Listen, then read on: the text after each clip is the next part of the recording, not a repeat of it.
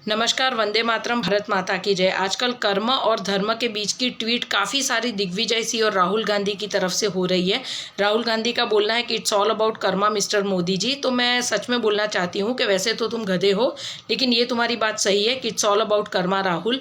अगर कर्मों की अगर बात करें तो मैं ये बोलना चाहती हूँ कि एक प्रधानमंत्री की जो गरिमा होती है वो पूरे वर्ल्ड के लिए एक एग्जाम्पल होती है। और तुम्हारा बाप प्रधानमंत्री होने के नाते इटली जाकर अगर कचरा ही उठाकर लाया तो वो उसके कर्मों का नतीजा ही है। तुम जैसी निकम्मी औलादे पैदा करना जिसकी वैल्यू आज 50 साल के बाद भी शून्य है, तो वो भी उसके खराब कर्मों के नतीजे ही है।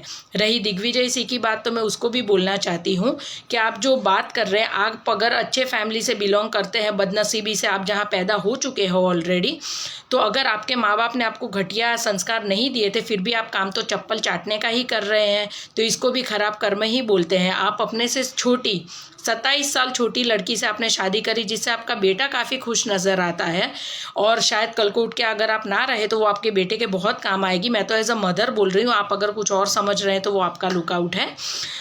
खराब कर्मों की अगर बात करें तो एसपीजी सुरक्षा इतने सालों से महारानी बनी बैठी थी, जो आज भिखारी बन गई है कांग्रेस की अध्यक्षा, जिसकी एसपीजी सुरक्षा भी हटा ली गई है, उसको खराब कर्म बोलते हैं राहुल। तेरी बहन जिसको लात मार के तेरे चोर जीजा जी को घर से बाहर निकाला गया, उसको खराब कर्म बोलते हैं राहुल गांधी। आज 50 साल का होने के बावजूद तू खुद अपनी जगह नहीं बना पाया और तू शून्य है। तेरी इज्जत इस देश में सिर्फ पागलों में की जा रही है, इसको खराब कर्म बोलते हैं। और अब कर्मों के अच्छे फल की भी हम बात करेंगे। एक सामान्य कार सेवक जिसने आरएसएस की शाखाओं में झाड़ू तक लगाया है, जिसने चाय तक बेची है, वो आज पूरे देश का एक रिस्पेक्टेड बंदा है, वो है नरेंद्र मोदी। इसको अच्छे कर्म बोलते हैं। जिसने राम मंदिर का शिलान्यास किया, उसको अच्छे कर्म बोलते हैं। जिस अमित शाह को तुम्हारी पार्टी ने यूँ कॉलर पकड़कर सीबीआई के बीच में डाल दिया था, आज अमित शाह के नाम से तुम्हारे पूरे पार्टी की पैंट गीली हो जाती है। ये होते हैं अच्छे कर्म। खराब कर्म वाले हैं ना, बम से फटके मरते, जैसे तेरी दादी और तेरा बाप मरे थे। जिसकी हड्डियाँ कहाँ पड़ी थी वो खुद तुम लोग पता नहीं लगा पाए। खैर, सिखों का जो नरसंहार किया था उसका हिसाब तो भगवान को लेना ही था। इसी वजह से तेरी दादी और तेरे बाप को ऐसी मौत मिली थी।